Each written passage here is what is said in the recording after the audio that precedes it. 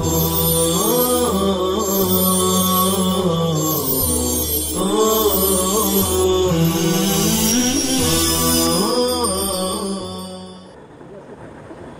اللہ الرحمن الرحیم.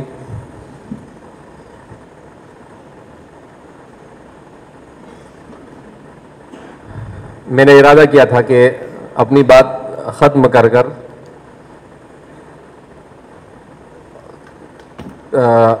دوسرے ساتھی یا ہمارے استاد مولانا قاری سید عارف الدین صاحب کو یہاں پر بھیج دوں.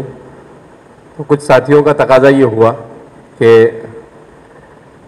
آپ کی بات ایسا لگ رہا ہے کہ ابھی ادھوری ہے، تو اگر آپ اسی کو پورا کر دیں تو اچھا رہے گا.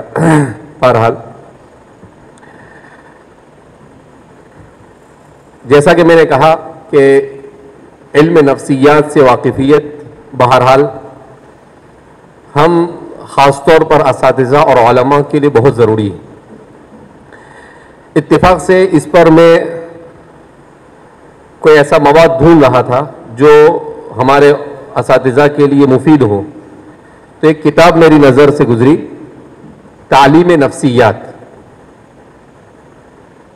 مدرسین مکاتب و مدارس کے لیے نادر علمی تحفہ، سید معصوم ثاقب صاحب، دارالعلوم امدادیہ، رائے چوٹی، ضلع کڈپا، آندھرا پردیش.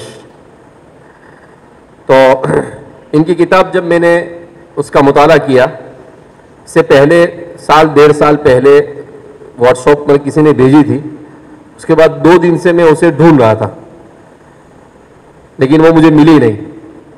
اور اتفاق ایسا ہوتا ہے کہ جب بھی کوئی چیز ایسی ہوتی ہے تو ہمارے کچھ ساتھی ہیں جن کی الگ الگ کاموں کی ذمہ داری ہے، تو جس سے متعلق جو کتاب ہوتی ہے میں ان کو فارورڈ کر دیتا ہوں. تو یہ کتاب میں نے مختلف ساتھیوں سے پوچھی، کسی کو ملی نہیں. اتفاق سے مولانا ہلال صاحب کے پاس وہ مل گئی، تو انہوں نے کل کچھ کتابیں بھیجی، اس میں یہ بھی رات میں مجھے ملی، تو مجھے خوشی ہوئی کہ جس چیز کی تلاش تھی وہ کم سے کم مل گئی. تو انشاءاللہ ہم کوشش کریں گے کہ کوئی بہت بڑی کتاب نہیں ہے، یہ کل ملا کر پوری کتاب 60 صفحے کی ایسی کچھ کتابیں ہیں. تو میں سمجھتا ہوں کہ ہمیں ابتدائی طور پر اختصار کے ساتھ جاننے کے لیے کم سے کم اس کتاب کا مطالعہ ضرور کرنا چاہیے، تاکہ ہم طلباء کی نفسیات کے سلسلے میں کیونکہ ان کی خصوصیت یہ ہے کہ انہوں نے یہ کیا ہے کہ مغربی نقطۂ نظر سے نہیں بلکہ اسلامی نقطۂ نظر سے مدارس کے اساتذہ کو اپنے طلباء کی نفسیات سے واقف ہونے کے لیے کتاب و سنت کی روشنی میں اور ان تعلیمات اور تجربات کی روشنی میں دونوں کو ملا کر ایک اچھا گلدستہ تیار کیا ہے. اللہ بہرحال انہیں اجر عظیم عطا فرمائے. تو میں چاہوں گا کہ اس کتاب میں سے کچھ بنیادی چیزیں اسی کو آپ کے سامنے، کچھ پوائنٹس آپ کے سامنے اس کے پڑھ کر سنا دیے جائیں، تاکہ آپ کے سامنے بھی اس کی اہمیت آ جائے اور آپ مکمل طور پر اس کو پڑھنے کی کوشش کریں. جیسے کتاب کی تمہید میں انہوں نے لکھا ہے کہ نفسیات کا مطالعہ انسان کو سمجھنے میں کافی مددگار ہے. نفسیات کے مطالعے سے انسان اپنے سامنے جو بیٹھا ہوا ہے اس کو کیا کر سکتا ہے، سمجھ سکتا ہے، اور جب سمجھے گا تو پھر اس کی نفسیات کا لحاظ کر کر ہی کیا کرے گا، بات کرے گا. انسانی نشو و نما کے مختلف مراحل میں اس فن میں مختلف ہدایات ملتی ہے اور زندگی کے ہر میدان میں اس سے روشنی حاصل کی جا سکتی ہے. عصر حاضر کے تعلیمی اداروں میں طلباء کی بہتر تعلیم و تربیت کے لیے اس مضمون سے کافی حد تک استفادے کی کوشش جاری ہے، مگر اس طرف کم لوگ دھیان دیتے ہیں کہ یہ مواد جن محققین نے مرتب کیا ہے اور جن یورپی یونیورسٹیوں اور تعلیم گاہوں سے اخذ کر ہمارے اسکول میں یہ مضمون داخل درس کیا گیا ہے، وہاں مذہب کو وہ اہمیت اور تقدس حاصل نہیں جو ہمارے یہاں پر ہے. جیسا کہ ہم اچھی طرح سے اس بات سے واقف ہو چکے ہیں کہ مغرب میں سب سے بڑا فتنہ جو صرف مسلمانوں میں نہیں بلکہ پوری دنیا میں مغرب کی طرف سے برپا ہوا اور سب سے بڑا جو نقصان پہنچایا وہ یہی کہ تعلیم اور علم کو دین سے کاٹ دیا. یہ مغرب کا سب سے بڑا فتنہ. اور جب تعلیم اور علم یہ دین سے کٹ جاتا ہے تو پھر اس کے بعد چنگیزی باقی رہ جاتی ہے.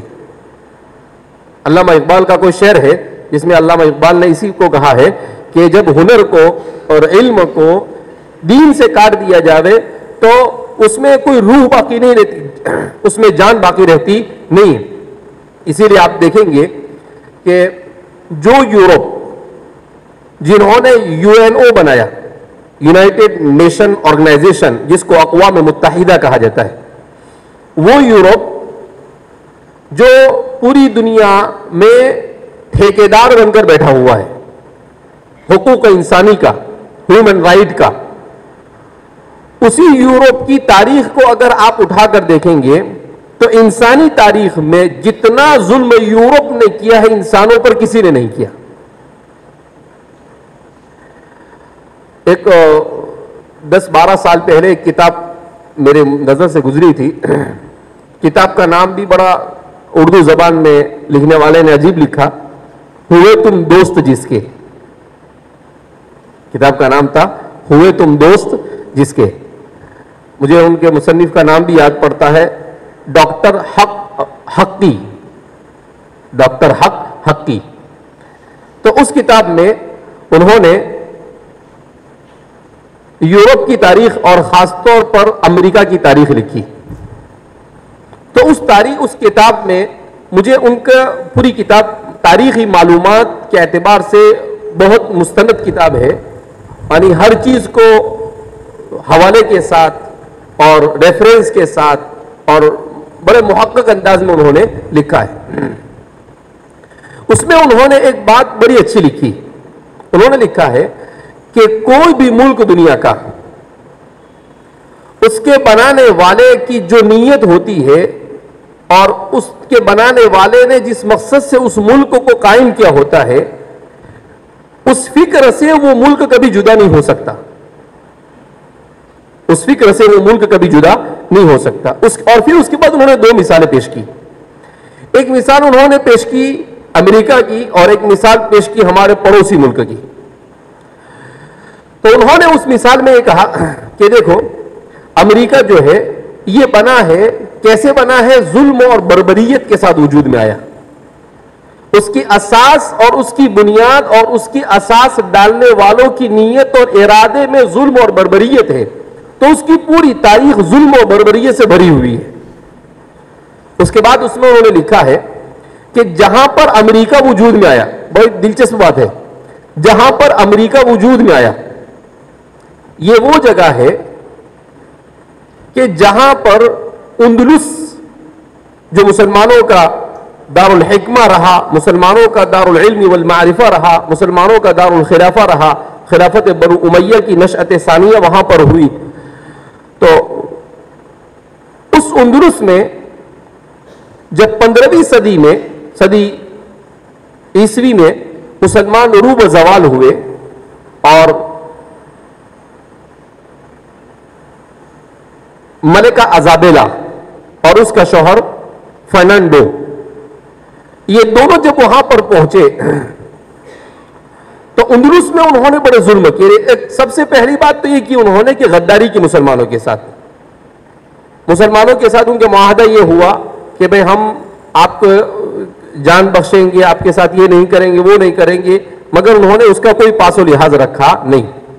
اس کے بعد جو انہوں نے بات لکھی ہے وہ بڑی پتے کی ہے. انہوں نے لکھا کہ اسی اندلس میں مسلمانوں کی جہاں پر مسلمانوں کا زوال ہوتا ہے، اسی زوال کے ساتھ یورپ کے عروج کا آغاز ہوتا ہے، کیونکہ وہاں پر انہوں نے مسلمانوں کے علوم کو سیکھا. اور پھر اس کے بعد ڈسکوری آف لینڈ. ہمارے جنرل نالج بھی اچھا ہونا چاہیے، علماء کا جنرل نالج اچھا ہونا چاہیے. اس سے کیا ہوتا ہے کہ ہم جب عوام کے سامنے کوئی بات سمجھانا چاہیں گے تو ان کے ذہن میں بات کو اچھی طرح سے ہم بٹھا سکیں گے. تو ڈسکوری آف لینڈ ایک اصطلاح وجود میں آئی جس کو کہا جاتا ہے نئی دنیا کی دریافت. کیا کہتے ہیں اس کو؟ نئی دنیا کی اور نئی زمین کی دریافت. اب کیا ہوا؟ وہاں پر مسلمان اس وقت کی سب سے ترقی یافتہ چیز جو تھی وہ کیا تھا؟ پانی کا جہاز. کہ مسلمان پانی کے جہاز کے ذریعے سے دنیا کے مختلف خطوں میں پہنچتے تھے تو مسلمان ناخدا جو ہوتے تھے، کیپٹن جو ہوتے تھے، اس کو چلانے والے، وہ بڑے ماہر ہوتے تھے. تو یورپ نے وہاں پر ملکہ ایزابیلا اور اس کے شوہر فرنانڈو، ان لوگوں نے مل کر کیا کیا کہ بھائی ہم ڈسکوری آف لینڈ کریں گے، کہ نئی نئی زمینوں کی دریافت کریں گے. کیوں؟ اس لیے کہ وہ مشینی انقلاب وجود میں آ چکا تھا اور وہ چیزیں بنا رہے تھے. اب وہ چیزیں جو بنا رہے تھے تو یورپ میں مالدار نہیں تھے لوگ، غریبی تھی، تو غریبی ہونے کی وجہ سے لوگ ان چیزوں کو افورڈ نہیں کر سکتے تھے، خرید نہیں سکتے تھے. تو اب اس کو بیچنے کے لیے ان کو مارکیٹوں کی ضرورت تھی. اچھا، آپ سوچنے جیسی بات ہے کہ اس مارکیٹ کے لیے سب سے پہلے انہوں نے جس مارکیٹ کی تلاش کی وہ ہندوستان. سب سے پہلے جس منڈی کی تلاش تھی ان کو، وہ کس کی تلاش تھی ان کو؟ ہندوستان کی. کیوں ہندوستان کی تلاش تھی؟ اس لیے کہ اس وقت ہندوستان میں مسلمانوں کی مغلیہ حکومت تھی اور اس وقت ہندوستان دنیا کا امیر ترین ملک مانا جاتا تھا. جو کہتے ہیں نا کہ مسلمانوں نے ہندوستان کو کیا دیا، مسلمانوں نے ہندوستان کو سب کچھ دیا اور مسلمان جو کچھ دے کر گئے تھے بعد میں آنے والوں نے سب کچھ لوٹ لیا. ابھی تو ایسے کہتے ہیں کہ ڈیزل اور پیٹرول کا بھاؤ کم کرنا ہمارے اختیار سے باہر ہو گیا. اب وہاں سے ایک قافلہ نکلا جس قافلے میں کولمبس سوار ہوا اور وہ جہاز میں بیٹھے. اس جہاز کو چلانے والا ناخدا جو تھا وہ مسلمان تھا. وہ انہوں نے جو اس کے رائٹر ہے ڈاکٹر حقی حق، انہوں نے اس کا نام بھی لکھا، اس وقت میرے ذہن میں نہیں ہے، 10-12 سال ہو گئے. تو کہا کہ وہ مسلمان تھا. اب ہوتا کیا تھا کہ جہاز چلتا تھا. اب اس جہاز کی اس کی مہم کیا تھی؟ وہ اس جہاز کی مہم تھی ہندوستان پہنچنا. مگر وہ ہندوستان پہنچنے کے بجائے غلط راستے سے کہیں اور پہنچ گیا اور وہ پہنچ گئے کہاں پر؟ امریکہ. جب امریکہ پہنچے تو سب سے پہلی بات تو یہ ہے کہ صبح میں، رات میں جہاز میں لوگ سو رہے تھے، صبح میں یہ مسلمان جو کیپٹن تھا، ناخدا تھا، یہ اٹھا اور اٹھ کر جہاز کے سلسلے میں اس نے اپنے فجر کی نماز کے لیے وہ اٹھا. جیسے اٹھا تو اسے دور سے کوئی زمین نظر آئی. زمین نظر آئی تو اس نے آواز دی کہ بھئی ہم، اس لیے کہ وہ سمندر کے بیچ میں چلتے تھے، کہیں پر جزیرہ یا زمین دکھ جاتی تھی اور جو سب سے پہلے دیکھتا تھا وہی یہ سمجھا جاتا تھا کہ اس نے اس کو دریافت کیا ہے. تو اس نے جب آواز دی تو کرسٹوفر کولمبس وہیں پر تھا، وہ اٹھ گیا اور اس نے اس کو پکڑ لے، کہا چپ ہو جا، بیٹھ جا، اب بولنا مت، کیونکہ وہ پورے جہاز کا کیپٹن اور اس کو پورے جہاز کا امیر تھا وہ. تو مسلمان کو اس نے خاموش کر دیا، کچھ بولنا، کہا کہ میں نے دیکھی ہے، میں ایسا بولوں گا. کہا ٹھیک ہے، خاموش ہو گیا بیچارہ. بہرحال اس کو بڑے انعامات ملے کہ بھئی اب بعد میں ان کو پتا چلا کہ ہم ہندوستان نہیں پہنچے، ہم تو کہیں اور پہنچے. اس لیے کہتے ہیں کہ امریکہ غلطی سے وجود میں آیا. امریکہ کی بنیاد کیسے پڑی ہے؟ غلطی سے پہنچ گئے وہاں پہ. اب وہاں پر جو لوگ رہتے تھے ان کو کیا نام دے تو انہوں نے ان کا نام کیا دے دیا؟ ریڈ انڈین، یعنی لال ہندوستانی. وہ لوگ کلر کے لال تھے، حبشی قسم کے لوگ تھے، مگر وہ کالے نہیں تھے بلکہ سرخی مائل تھے، لہذا ان کا نام دے دیا انہوں نے ریڈ انڈین، یعنی اپنی نیچی نہیں پڑنی چاہیے. اس لیے زبردستی ان کا ریڈ انڈین نام دے کر یہ کہا کہ بھائی گویا کہ ہم ہندوستان نہیں تو ہندوستان جیسی کان نہ وہیں پہنچے ہوں. حالانکہ کہاں ہندوستان کہاں امریکہ، کوئی جوڑ نہیں. بہرحال اس کے بعد وہاں پر جو ظلم و بربریت انہوں نے کی ہے، ایسا کہتے ہیں کہ وہ جو وہاں کے اصل باشندے تھے، یہ ایسا کہتے ہیں کہ یورپی اقوام کے یہ سب سے پہلے وہاں پر پہنچے، سب سے پہلے مسلمان وہاں پر پہنچے. اور اب جو تحقیق ہوئی ہے اس میں مسلمانوں کی مسجد کے باقیات بھی وہاں پر ملے ہیں. تو امریکہ میں اب اقوام یورپ کے پہنچنے سے پہلے مسلمان پہنچے تھے. تو ان کا یہ ڈسکوری آف لینڈ، نئی دنیا کی دریافت کا دعویٰ بالکل غلط ہے. بہرحال اس کے بعد انہوں نے کیا کیا کہ اس زمین پہ ان کو آباد ہونا تھا، تو آباد ہونے کے لیے اب کیا کرے؟ تو کہا یہاں کے جو اصل باشندے ان کو مار دیا جائے. تو ایسا کہتے ہیں کہ انہوں نے 21 ملین ریڈ انڈینز کو ختم کر دیا. کتنے؟ 21 ملین یعنی 2 کروڑ 10 لاکھ ریڈ انڈین کو کیا کر دیا؟ انہوں نے ختم کر دیا. اور اسی پر تو اس سے انہوں نے اصول بتلایا کہ دیکھو ظلم اور بربریت پر یہ ملک وجود میں آیا. اب کہاں اس کی تاریخ اٹھا کر دیکھو، اس کی پوری تاریخ میں اب تک کے جن انسانوں کو قتل کیا اور شمار کیا جا سکا ہے ان کی تعداد 13 سے 14 کروڑ سے متجاوز ہے. جو انسانی تاریخ میں آج تک کسی نے اتنے انسانوں کو مارا نہیں ہے. تو اب اس کے بعد انہوں نے دوسری مثال دی پڑوسی ملک کی کہ دیکھو یہ پڑوسی ملک ہے اور یہ ہمارا پڑوسی ملک لا الہ الا اللہ کے نام پر وجود میں آیا.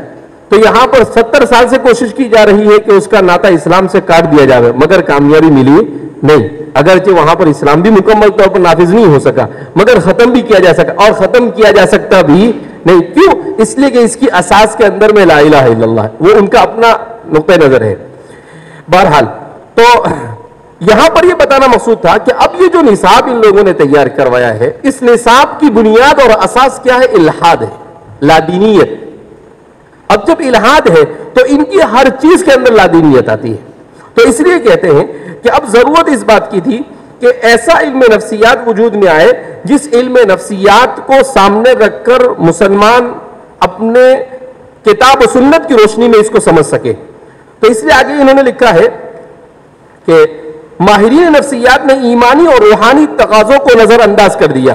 کون سے ماہرین نے؟ جن کا تعلق کہاں سے ہے؟ یورپ سے ہے.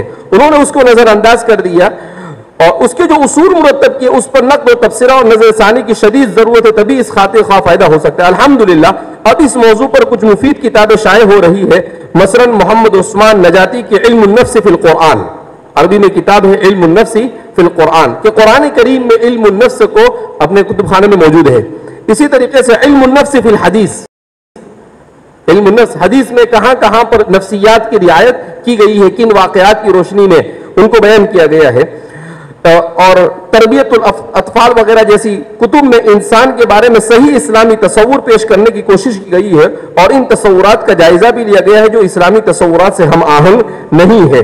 تو آپ یہ فرما رہے ہیں کہ اب الحمدللہ ایسی بہت ساری کتابیں وجود میں آ چکی ہے کہ جس سے استفادہ کر کر ہمارے اساتذہ مدارس اسلامیہ کے اساتذہ اسلام کی اساس اور بنیاد پر طلباء کی صحیح تربیت کے لیے علم نفسیات سے واقف ہو سکتے ہیں. انسان کے بچے میں اللہ تعالیٰ نے بہترین صلاحیت رکھی ہے. بچے کی طرح وہ بھی خدا کا قیمتی عطیہ اور امانت ہے. والدین اور اساتذہ کی ذمہ داری ہے کہ اس کی بہترین نشو و نما کا انتظام کرے. ہمارے مکاتب میں زیر تعلیم طلباء عموماً 4 برس سے زیادہ اور 20 برس سے کم عمر کے ہوتے ہیں اور دینی مدارس کے دارالاقامہ میں بھی عموماً 10 سے لے کر 20 یا 25 برس تک کے طلباء ہوتے ہیں. یہاں ایسے بچوں کی نفسیات استعداد و استعمال کے نام سے مدرسین مکاتب اور مدرسین مکاتب و مدارس کی خدمت میں پیش کی جاتی ہے. بچوں میں کچھ اضطراری قوتیں، کچھ جبلتیں، کچھ استعداد پیدائشی طور پر ہوتی ہے. ہم نے ان کو مثالوں سے واضح کرنے کی کوشش کی ہے، البتہ استعداد کو قدر تفصیل سے ذکر کیا ہے. بہرحال تو اس میں انہوں نے اسی کو سمجھانے کی کوشش کی ہے کہ کس طریقے سے ہم اپنے سامنے جو بچے ہوتے ہیں ان بچوں کی استعداد کو جانیں اور جان کر ان کو کس طریقے سے ان کی صحیح رہنمائی کریں. اچھا، اب اس میں لکھا ہے کہ دیکھو 3 سال سے لے کر 6 سال کے بچے اگر ہمارے سامنے ہیں تو ان بچوں میں کیا رجحان ہوتا ہے اور ہمیں ان کو کس طریقے سے ٹریٹ کرنا ہے، کیسے ان کی تربیت کرنا ہے. پورا تفصیل سے نہیں، ایک ایک 2 نقطے میں بیان کروں گا. استعداد یعنی یہ جو بچے ہوتے ہیں یہ ہمارے اپنے بچوں کی تربیت کے لیے بڑی مفید چیز ہے. اس لیے ایک تو ہمارے پاس ہماری 2 ذمہ داری، ایک ہمارے خود اپنے بچوں کی تربیت اور دوسری ہماری روحانی اولاد یعنی ہمارے طلباء کی تربیت. تو ہمارے جو طلباء ہیں اپنے بچوں کی تربیت کے لیے بھی اور ان کے لیے بھی بچوں میں کھیل کود کا رجحان زیادہ موجود ہوتا ہے. کون سی عمر؟ 3 سے لے کر 6 تک. یہ عمر بچے کی کھیلنے کی عمر ہوتی ہے. اس میں اب چلو ٹھیک ہے، اس میں کھیلنے کا مزاج تو کیا کیا جائے، اس کو کھیلنے دیا جائے. نہیں. اب بیان کریں, بچے جو کام بھی آزادی سے کرنے کو پاتے ہیں اس کو کھیل ہی تصور کرتے ہیں, یعنی اس کو چھوڑ دیا جاوے کہ بھئی جو کام وہ کرے وہ کھیل سمجھ کر وہ کرے, اور خوشی دلچسپی سے اپنے من پسند کام انجام دیتے ہیں. عام طور پر جن حرکات بھاگ دوڑ کو کھیل کہا جاتا ہے اس میں جسمانی نقل و حرکت کے علاوہ بچوں کا یہ طبعی رجحان ضرور موجود ہوتا ہے. ان کا مقصد اس وقت اپنے جسم کی ورزش کر کے مضبوط کرنا نہیں بلکہ خوشی حاصل کرنا ہوتا ہے. یعنی وہ دوڑتے ہیں, بھاگتے ہیں, سب کچھ کرتے ہیں, مگر وہ ورزش کی نیت سے نہیں, اس کو اس میں کیا ہو رہا ہے, مزہ آ رہا ہے. اس لیے ان کو اس قسم کے آزادانہ, دلچسپ اور پر مسرت کاموں سے روکنا نہیں چاہیے. اب ایسے چھوٹے بچوں کو آپ گھر میں بچہ کھیل رہا ہے, دوڑ رہا ہے, بھاگ رہا ہے,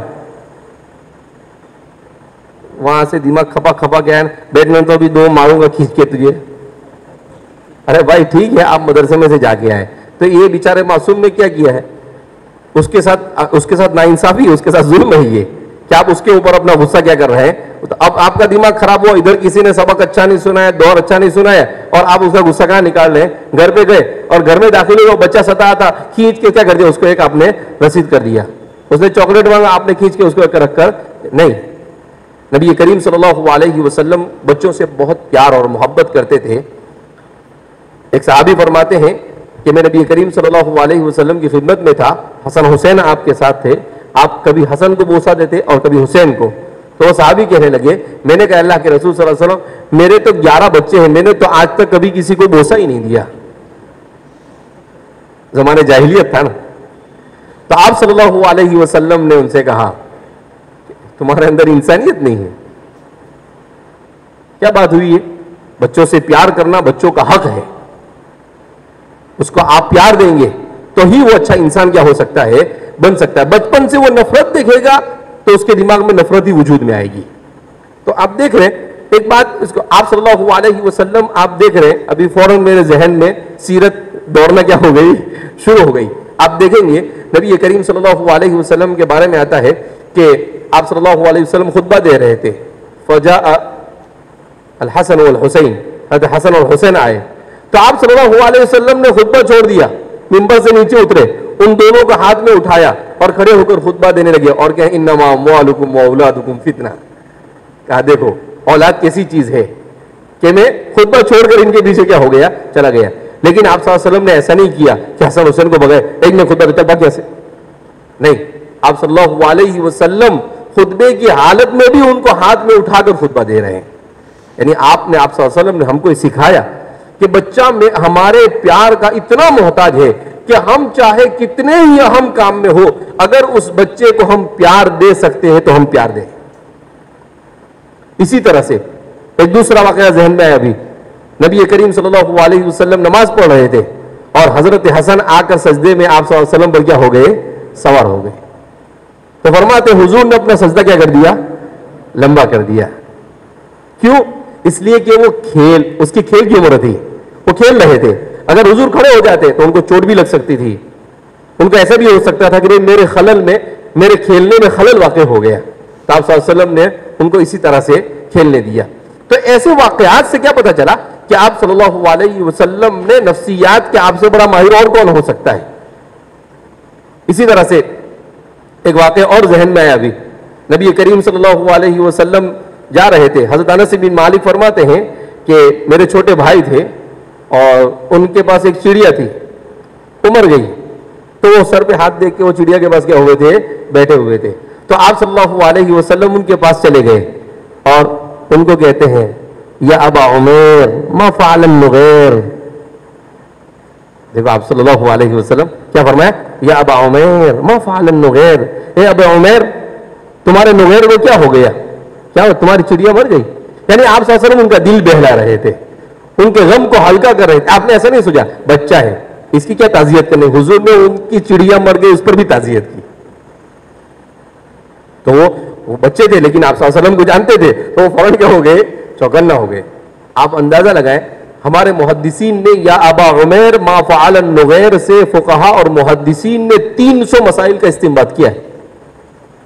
اتنا سا جملہ ہے, کتنے مسائل کا استنباط کیا, 300. مستقل دراسہ ہے اس کے اوپر, لوگوں نے اس پر پی ایچ ڈی کیا, اس میں ایک بات یہ بھی بیان کی ہے، یا ابا عمیر ما فعل النغیر، آپ صلی اللہ علیہ وسلم نے گویا کہ وہ تو چھوٹے سے تھے مگر پھر بھی ان کو ابو عمیر کہا. اس کا مطلب یہ ہے کہ بچپن سے بچے کی کنیت رکھی جا سکتی ہے. میں نے عربی سوم میں تھا، اس وقت میں نے یہ قصہ پڑھا تھا پہلی مرتبہ، اور یہ بھی چیز پڑھی کہ بھائی آدمی اپنی شادی سے پہلے بھی اس طرح سے اپنی کنیت کیا کر سکتا ہے، رکھ سکتا ہے. تو میں نے اسی وقت سے ابو حمزہ لکھنا کیا کر دیا، شروع کر دیا. تو اب ایسے بہت سارے مسائل کا کیا گیا استخراج اور استنباط. تو آپ صلی اللہ علیہ وسلم نے جیسے یعنی 3 سے 6 سال کی یہ ابھی بیان کر رہے ہیں، یعنی یہ ہم سے 1400 سال پیچھے ہے، یہ علم نفسیات والے ہم سے 1400 سال پیچھے. آپ صلی اللہ علیہ وسلم نے ان چیزوں کو اسی وقت بھانپ لیا. آپ صلی اللہ علیہ وسلم ایسا کیسے نہیں ہو سکتا تھا، ان هو الا وحی یوحا، گفتہ اللہ بود گرچہ از حلقوں میں عبداللہ بود. قربان جائیے ایسے نبی پر. اسی لیے تو ہمارے صحابہ کہتے تھے فدا کا ابی و امی یا رسول اللہ، میرے ماں باپ آپ پر قربان ہو. حضور کی تعلیمات ایسی تھی. بہرحال تو فرما رہے ہیں، اس کا مطلب یہ ہے کہ ہماری 3 سے 6 سال کی عمر کے جو بچے ہمارے پاس، ہمارے اپنے گھر کے بچے ہیں، ان کو پیار اور محبت کے ساتھ اور کھیلتے کھیلتے ہمیں پڑھانے کی کیا کرنی چاہیے، کوشش کرنی چاہیے.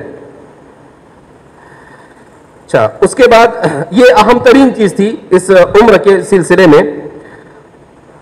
اس کے بعد لکھا ہے کہ 6 سے 8 سال کی عمر کا بچہ،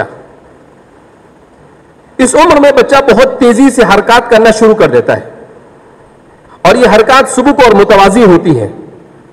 بچہ عمر کے اس حصے میں قد سے زیادہ وزن میں بڑھتا اور بہت نمایاں تبدیلیاں ہونے لگتی ہیں. یعنی بچہ بہت تیزی کے ساتھ بڑھتا ہے اور بہت تیزی کے ساتھ چیزوں کو قبول کرنا کیا کرتا ہے، شروع کرتا ہے. خاص بات اس عمر کی یہ ہے کہ نہ جانے کیوں بچہ بہت جلدی تھک جاتا ہے. شاید اس کی وجہ یہ بھی ہو سکتی ہے کہ توانائی نشو و نما میں زیادہ صرف ہوتی ہے. جلد تھک جانا اسی اثر سے ہوتا ہے. اس عمر میں بچے میں اجتماعیت کا احساس پیدا ہوتا ہے اور وہ سماج میں نئے تعلقات پیدا کرتا ہے. بچہ دیکھو، یہ بڑی اچھی چیز انہوں نے بتلائی کہ 6 سے لے کر 8 سال کی عمر کا جو بچہ ہوتا ہے، تو اس عمر کے اندر میں بچے میں چیزوں کو سیکھنے کا جذبہ پیدا ہوتا ہے، نیا نیا کام کرنے کا شوق کیا ہوتا ہے، پیدا ہوتا ہے. 2 چیزیں اس میں ہوتی ہے. ایک طرف تو کیا ہے کہ وہ بچہ بڑی تیزی کے ساتھ بڑھتا ہے، یعنی بدن کے اعتبار سے بھی، اور دوسری طرف اس کے عقلی اور ذہنی اور روحانی اعتبار سے اس کے علم کی پیاس جو ہوتی ہے وہ شدت اختیار کر لیتی ہے. اب وہ کھیل کا مزاج زیادہ نہیں ہوتا ہے اس کا، اب اس کا مزاج کیا ہوتا ہے، سیکھنے کا. ہر چیز کو دیکھ کر اس کی حقیقت کو معلوم کرنا وہ چاہتا ہے. تو فرماتے ہیں کہ اب اس ماحول میں بچہ سب سے زیادہ جو بچہ ماحول سے متاثر ہوتا ہے وہ 6 سے لے کر 8 سال کی عمر میں. اگر اس عمر میں ہم نے اپنے گھر میں بھی بچے کی صحیح تربیت کی تو آپ یوں سمجھے کہ آپ نے اپنے بچے کی تربیت کا حق ادا کر دیا. یہ 2 سال بچے کی زندگی کے سب سے اہم ہوتے ہیں، 7 اور 8 یا 6، 7 اور 8، 3 سال. اسی لیے آپ دیکھیں گے نبی کریم صلی اللہ علیہ وسلم نے کیا فرمایا کہ جب تمہارا بچہ 7 سال کا ہو جائے، مروہم بالصلاۃ، اس کو کس کا حکم دو، نماز کا حکم دو. سوال پیدا ہوتا ہے نماز تو کب فرض ہونے والی ہے، 15 سال میں، 14 سال میں، لیکن آپ کون سی عمر میں دے رہے ہیں اس کو؟ اس لیے کہ جس عمر میں اس کا ذہن بن رہا تھا اسی عمر میں اگر وہ نماز کا عادی بن گیا تو آپ جب وہ 15 سال کے عمر کو پہنچے گا تو آپ کو اس کو مارنے کی ضرورت نہیں پڑے گی. نماز اس کی فطرت ثانیہ بن چکی ہوگی. اسی لیے حضور نے فرمایا فَإِذَا بَلَغَ عَشَرًا، جب 10 سال کا ہو جاوے تو نماز چھوڑنے پر اس کی پٹائی کرو. یہاں پر تو ہمارا حال یہ ہے کہ ہم خود ہی نہیں پڑھتے، تو بچے کو کیا سکھائیں گے ہم؟ وہ مکتب میں اپنی بات کو ختم کر دیتا ہوں اس لیے کہ ٹائم ختم ہونے کے بعد سمجھ میں آتی نہیں ہے. ہمارے والد صاحب کے ساتھی مولانا انور کاوی کنتھاریا میں، تو ان کے بارے میں مشہور ہے کہ وہ پڑھاتے ہیں سبق، تو جیسے ہی گھنٹی بجتی ہے پھٹ سے کتاب کیا کرتے ہیں، بند کرتے ہیں. بھائی دماغ چلا گیا مطبخ میں تمہارا, ابھی کوئی بات سمجھ میں آنے والی نہیں, اس لیے اپنے سبق بن کو جاؤ کھانے. تم ایک مکتب میں استاد پڑھا رہے تھے اور یہی حدیث سمجھا رہے تھے کہ جب بچہ 7 سال کا ہو جائے تو نماز کا حکم دو, جب 10 سال کا ہو جاوے تو نماز نہ پڑھنے پر اس کی پٹائی کرو. اور وہ استاد کی عادت تھی کہ روزانہ وہ حدیث بورڈ پر لکھ دیتے تھے, 3 دن تک ایک حدیث کو سمجھاتے تھے اور پھر اس کے بعد بچوں کو دوہرواتے تھے. اب ایک بچہ دیکھا, وہ آیا یوں کر کے وہ بورڈ پہ پڑھے, استاد جب بتاوے تو وہ بچہ ہنستا رہے, چھوٹا سا بچہ, وہی 7-8 سال کا. ایک دن ہوا, 2 دن ہوئے, تیسرے دن استاد نے پوچھا, بیٹا تو کیوں ہنستا ہے؟ حضور کی حدیث سمجھاتا ہوں اور تو ہنستا ہے اس طرح سے. تو وہ بچہ اور ہنستا ہے. کہا کہ عجیب ہے. تو پھر اس کو قریب بلاتے ہیں کہ بیٹا ادھر آ, کیا ہوا؟ تو بچہ بولتا ہے کہ اصل میں آپ ایسا بتا رہے ہیں کہ 7 سال کا جب ہو جائے تو باپ کو چاہیے, ماں باپ کو چاہیے کہ وہ بچے کو نماز کا حکم دے, 10 سال کا ہو جائے تو اس کی پٹائی کرے. تو میرا ابا نماز نہیں پڑھتے. اس کا دماغ دیکھیے آپ, اس کا ذہن فوراً چلا گیا کہ میرا بابا نماز نہیں پڑھتا تو میرے کو کیا نماز پڑھنے کا حکم دے گا اور وہ میری کیا پٹائی کرے گا. اب اس استاد نے کیا کہ اس کے والد کو بلا کر کہا کہ دیکھ بھائی ایسا ہوا. تو دوسرے دن سے اس کے باپ نے نماز پڑھنا کیا کر دیا, شروع کر دیا. کہنے کا مطلب کیا ہے کہ یہ جو زندگی کا مرحلہ ہوتا ہے, اس مرحلے میں بچہ جو ہوتا ہے وہ سیکھنا, جو سیکھتا ہے وہ دیکھ کر سیکھتا ہے. جو چیز وہ دیکھے گا وہی کرے گا. وہ دیکھے گا کہ میرا ابا موبائل لے کر گانے دیکھ رہے ہیں, پکچر دیکھ رہے ہیں, سیریل دیکھ رہے ہیں, پب جی کھیل رہے ہیں, گیم کھیل رہے ہیں, تو آپ کو کچھ بولنے کی ضرورت نہیں. اس کو تھوڑے دن کے بعد وہ بھی کیا کر دے گا, شروع پڑ جائے گا. وہ دیکھتا ہے کہ میرا ابا اپنے دوست کے ساتھ گالی گلوچ میں کیا کرتے ہیں, بات کرتے ہیں, تو آپ کو سکھانے کی ضرورت نہیں ہے, آپ کا بچہ آٹومیٹک ٹرین ہو جائے گا, کیونکہ یہ عمر اس کی سیکھنے کی ہے. کہا کہ یہ عمر کا سب سے اہم ترین مرحلہ ہوتا ہے.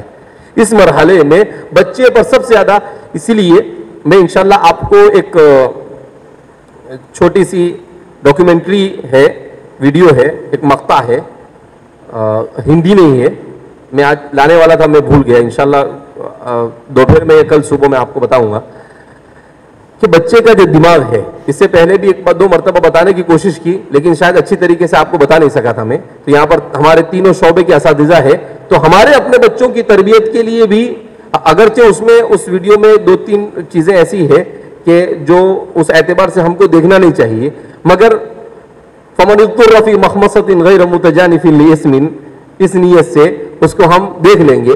تو اس میں بتلایا ہے کہ دنیا کی سب سے بڑی سائنٹیفک کھوج, یعنی اس وقت پوری دنیا کی سب سے بڑی سائنٹیفک کھوج یہ ہے کہ دنیا نے بچے کے دماغ پر, سائنس نے بچے کے دماغ پر جب غور کیا تو وہ اس نتیجے پر پہنچے کہ بچے کے دماغ سے زیادہ قیمتی دنیا میں کوئی چیز نہیں.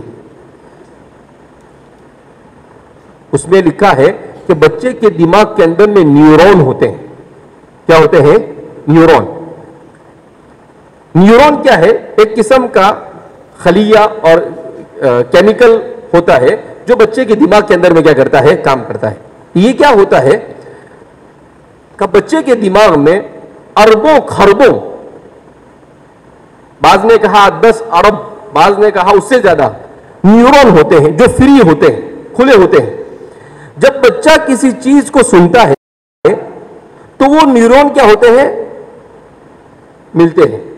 وہ ملتے ہیں, اس کا مطلب یہ ہے کہ وہ جو چیز اس نے سنی وہ اس کے اندر میں ریکارڈ ہو جاتی ہے. جب وہ کسی چیز کو دیکھتا ہے تو دوسرا نیورون جوڑتا ہے.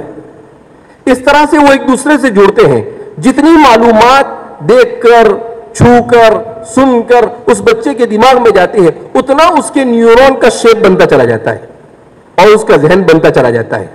اور وہ ذہن اگر, اس لیے کہا کہ 6 سال سے لے کر 9 سال تک کی عمر میں بچے کے اوپر اچھے سے محنت کی گئی تو پھر اس بچے کے پر آپ کو 10 سال کے بعد کوئی محنت کرنے کی ضرورت نہیں. اور اگر اس عمر میں آپ نے اس کو بچہ سمجھ کر چھوڑ دیا اور آپ اس کے لیے اچھے ماں باپ ثابت نہیں ہوئے تو اس بچے کو دنیا کی کوئی طاقت سدھار نہیں سکتی. تو اس لیے ہم اپنے بچوں کی تربیت میں بھی ناکام ہیں نفسیات نہ جاننے کی وجہ سے. تو انشاءاللہ میں کسی موقع پر وہ آپ کو لا کر بتانے کی کوشش کروں گا. بہرحال تو ابھی ہم یہاں پر پہنچے ہیں کہ 3 سال سے لے کر 6 سال کے بچہ اور 6 سال سے لے کر 8 اور 9 سال تک کے بچے کی تربیت کس طرح سے کی جاوے. تو 2 چیزیں آپ کو گویا خلاصہ پیش کر رہا ہوں آپ کے سامنے کہ جو بچہ ہوتا ہے 3 سال سے لے کر 6 سال کی عمر, یہ کھیلنے کی عمر ہوتی ہے. تو کھیلتے کھیلتے چیزیں سکھانی چاہیے اس کو. اسی لیے آپ دیکھیں گے یہ نفسیات کا چونکہ لوگ مطالعہ کرتے ہیں, نرسری جو ہوتی ہے, کے جی جو ہوتی ہے, کے جی سینئر کے جی اور جونیئر کے جی, اس میں جو چیزیں سکھاتے ہیں وہ اکثر چیزیں کیسی ہوتی ہے کھیلتے ہوئے, تو بچہ جلدی کیچ کرتا ہے. ہمارے مکتب میں بچہ نہیں جاتا, اس کو ایسا بڑا بھائی ہوتا ہے پکڑ کے کندھے پہ ڈال کے کیا کرتا ہے اس کو لے جاتا ہے, اور روتا روتا اس کو کیا کرتا ہے وہ چھوڑ کے آتا ہے. ایسا ہی ہوتا ہے نا. لیکن آپ دیکھیں گے اسکول میں اگر 50 بچے جاتے ہیں تو مشکل سے 1-2 ایسے ہوں گے, باقی سب ایسے خوشی سے کیا ہو جاتے ہیں چلے. کیوں؟ اس لیے کہ وہاں پر اس کی نفسیات کا خیال رکھ کر کھیلتے کھیلتے کیا کیا جا رہا ہے, پڑھائی. اور یہاں پر مولانا کیسا ہے ہمارے دیوبتی, اس کی نفسیات کا خیال نہیں رکھ رہے. ہم کیا سمجھ رہے مکتب کا ہے بیچارہ کیا کرے گا, ارے بھائی یہی تو اس کی زندگی بن رہی ہے. تو اس لیے مکتب اور دینیات اور چھوٹے بچوں کو پڑھانے والے کے لیے تو اور بھی یہ چیزیں کیا ہے ضروری ہے. اس کے بعد 7 اور 8 سال کی جو عمر ہے یہ بچوں کی ساری چیزوں کو سیکھنے کی عمر ہے. تو اس عمر میں جتنا ہو سکے بچے کو مشغول رکھ کر اس کو زیادہ سے زیادہ چیزیں سکھائی جائے. ایسا کہتے ہیں کہ ایک بچہ 6 سال سے 9 سال تک کی عمر میں کم سے کم 9 زبانیں سیکھ سکتا ہے, اپنی مادری زبان کے علاوہ. کتنی زبانیں سیکھ سکتا ہے؟ 9 زبانیں سیکھ سکتا ہے, اگر آپ اس کو صحیح انداز میں ٹریٹ کر کر چلائیں تو. ہم اپنے بچوں کو انٹیلیجنٹ بنا سکتے ہیں, اس کو ذہین بنا سکتے ہیں اپنی تربیت کے ذریعے سے.